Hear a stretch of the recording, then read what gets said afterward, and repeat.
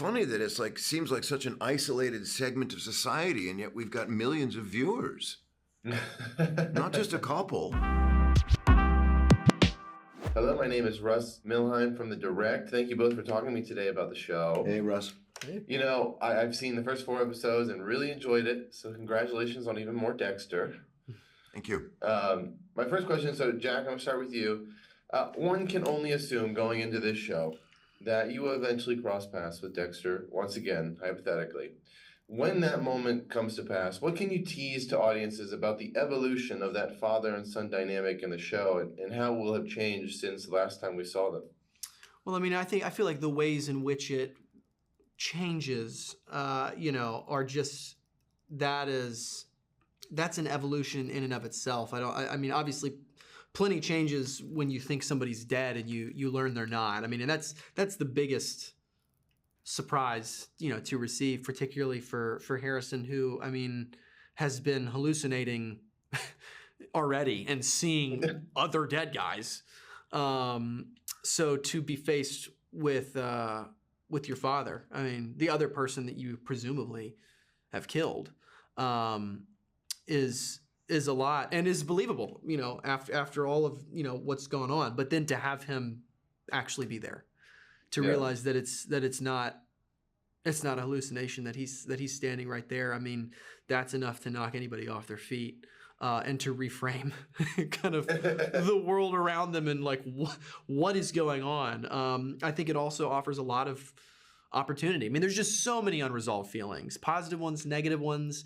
And it's the opportunity to explore all of those, to like get some shit out in the open, to, get across things that weren't, communicated well before, to, in the light and the dark. I mean, there's so much to be explored there. And I think it's scary, but it opens a lot of doors. James, you obviously exist as kind of a ghost counsel of sorts to Dexter Morgan, but if you were the angel on Harrison's shoulder, what would you be saying to him as he's navigating his predicament throughout this season? And how would that advice change with him compared to Dexter? I believe that I would probably impart to him pretty much the same thing. Most importantly, I would tell him to be himself. Take it easy, and don't get caught. Great advice, sound honestly. Advice, yeah. No, you see, the funny thing is, though, that so many of us as young men say, I don't want to be anything like my dad. And a lot of times they look at their grandfather, say, I want to be like him. And, Harry was a hero in the Metro Miami Police Department. And yet Dexter ends up working for the Miami Metro Police Department. And I don't want to spoil anything, but let's just say the apple doesn't fall that far from the tree. I'm not allowed to talk about it. Now, my last question for both of you guys. The legacy of Dexter is significant, and there's something to be said about how apt the title of this season is with the franchise, and how it's able to recover and continually come back and engage and entertain viewers. What do you both feel is so special about this series overall, and why it is able to continually connect with audiences in unique ways? I mean, I think that it represents sort of the best version of like a really, really crazy kind of human duality, in that, I mean, it's about outliers. It's about like the most extreme characters and circumstances. It's about serial killers, which is infinitely interesting. I mean, that's just like, we're always going to be looking towards the outliers and the most extreme examples of everything. And yet somehow it's relatable, because that's the other thing that like really sparks connection, being able to relate to a story, to relate to a circumstance, to relate to a character. And at least for myself, when I watch a movie, read a book, a play, anything like that, you want to find yourself in it somewhere, relate to something. And when you can have that moment in something that's crazy, it's really, really special. That's a credit to the writers on this show, and it's a massive credit to Michael C. Hall and making such an insane character so relatable. And he's really good. Well, like he said, well, Dexter is played by Michael C. Hall, is oh my God, he's so infinitely neutral, and yet so and seemingly compliant. He just kind of goes along with what everybody says as civilians, and yet so incredibly intense and passionate and committed to his dark passenger, this impulse that is very, very deep, and adhering to his dad's code that you don't kill any innocents. And, you know, early on, Harry said to Dexter, there's plenty of people that deserve it. Now, I don't know if deserves got anything to do with it, because there's, you know, but this, everybody has someone in their life that has somehow crossed them in such a way that they're just like, I want to kill that guy. And I feel that Dexter offers that sort of neutral, safe zone where you can experience that sort of feeling without actually doing any real harm. And it's funny that it's like seems like such an isolated segment of society, and yet we've got millions of viewers, not just a couple. My first question is going to be for David. You know, for all intents and purposes, Batista knows Dexter's real identity and knows what he's done and is simply looking for that proof. However, would you say that the end of the road is certainly kind of that deep feeling of betrayal and possible arrest, or do you think there's any world where their previous, you know, friendship will allow something different to unfold? Well, I mean, anything is possible, right? I think that if you look back at Batista's journey from the beginning, you know that he's one of the most honest cops that I've ever played, you know, and I think that his integrity and his sense of justice is going to clash with the fact of how loyal he was to Dexter and how much he defended Dexter when other people were like trying to accuse him of different things. And I think that is the inner fighting that he's gonna have in this journey. But how wonderful it is to play that. Now, in Ntare, speaking of friends, your character comes into the story and quickly gets close to Dexter in his new life in New York City. How would you say that their friendship opens up new avenues for the show to explore with Dexter as a character? And what do you think he would think if he ever learned what Batista knows? Oh, well, I think we're going to discover some things throughout the season that sort of answer that question. But I think one of the things that the writers did was they created this sense of joy, this sense of hope and,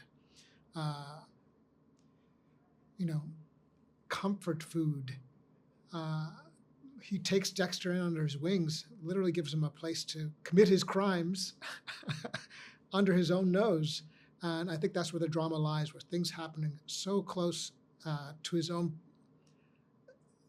right under his nose, that I think we get to see walk that line of discovery as Batista's been on, and, you know, Dexter getting away with murder. Now, for you both, the legacy of Dexter is significant, and there's something to be said about how apt the title of this season is for the franchise as a whole, and how it is able to recover and continually come back and engage and entertain viewers. What do you feel is so special about the Dexter series, and why it is continually able to connect with audiences in unique ways? I mean, first of all, we have the best bunch of writers that any show can have. You know, and these are writers that have done all their research. These are writers that know how to connect the dots from the original series to New Blood to now Resurrection. And so in reading, you know, when I read the first script of Resurrection, I was like, wow, this is so good. And they just hit it. They hit it on the head, and they're running with it. And so as an actor, I take that, and it just makes me want to just dive into this character even more to try and find different things that might help the story go along. And so I would come down to the writing of it, and as well as everyone who really cares about what they're doing, the crew, the actors, the directors, everybody. And it's a wonderful environment to work in as an actor. I don't know if you have anything to add. Yeah, of course. Well, in addition to the writers, I mean, this guy, he's been there from the beginning. People are tuning in because of him. He's like a huge draw. Michael C. Hall, huge draw. I mean, this is why we have people like Peter Dinklage, Uma Thurman, you know, the incredible stars that lined up because they want to work opposite these guys. And that's part of what made it a thrill for me to join and be a part of this show. My first question is going to be for Dominic and Kadia. You are both investigating a murder throughout the whole season committed by a familiar face. Can you both talk about why your respective characters are so good at your jobs and why why Harrison should be scared? Well, you know, the NYPD is the best police force in the world. So they're, from that standpoint, anybody would be scared, I would think. But, you know, in terms of the specificity of these two characters, they're really good at enhancing the other person's strengths. Mm. And in particular, I think Oliva understands Claudette in a way that nobody around them does. And so he's able to uniquely facilitate her skill set, give her room, let her do her thing, and always have her back. And, you know, Oliva is more of an old school detective who fits in with, you know, the various, what we would call more traditional NYPD sort of environment. And yeah, I think together they make a very, very potent pair. Yeah. So Claudette is an arrow going from A to B really fast. And Oliva is the tailwind or the wind around that actually directs it and allows for it to speed up. Without Oliva, Claudette cannot get there as fast because there would be too much distraction and too much resistance from the world around her. So I think the two of them together are something to fear. Yeah. And love. And fall in love with. Absolutely. But fear. It can go together. Not mutually exclusive. Now, Emilia, your character is very close to Harrison, and in a lot of ways, a pure force in his life. How does she help Harrison to stay on the right side of things instead of falling deeper into darkness? I think in a really, I think she's a wonderful influence on Harrison. I think her clarity and direct nature and her kind of like disinterest in games, and she cares about people and she's going to be open and, you know, confront things and be honest. And I think that is actually so effective in, you know, what she doesn't know about him kind of keeps her, because I think the goodness she sees in him is the true inherent goodness that he does have. And so she can speak to what is really pure about Harrison and actually bring that part out. It's not, you know, she's not speaking to this mask of this idea of who he wants to be. She's actually speaking to the part of him that has yet to have the opportunity to flourish. And so I think that, you know, she is a really pure force in his life, I think, like you said. And yeah, I think it's exciting to see him have someone he can exhale around and be inspired to be good. Now, last question for everyone. The legacy of Dexter is significant, and there's something to be said about how apt the title to this season is to the franchise as a whole, how it's able to recover and continually come back and engage and entertain viewers. What do you feel is so special about this series and just franchise, and why it is continually able to connect with audiences in unique ways? It moves along with the times, I would say. There is a much better understanding of nuance nowadays that we didn't have when the show started. We weren't really talking about nuance.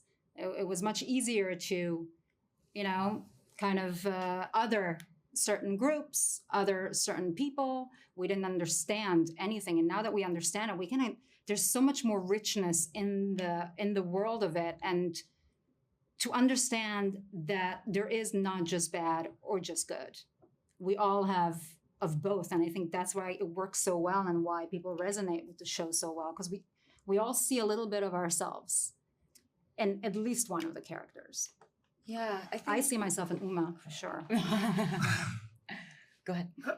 I would just add, I think one of the biggest ingredients that makes the show so successful is its ability to go to very intense, dark places and still keep a sense of humor. There is a lightness to the story, even though we're talking about maybe the most serious and, quite frankly, deadly of topics. It's a dark milieu, but the writers and Michael have been able to walk that line so that even though he is the ultimate anti-hero, we never stop rooting for him. We never stop losing faith that he's going to take us down a path that we're going to want to go. And it's been going on now for decades, and it's incredible because I can't think of any other show in the history of television that's been able to do it as successfully and as long as this show has been able to do it.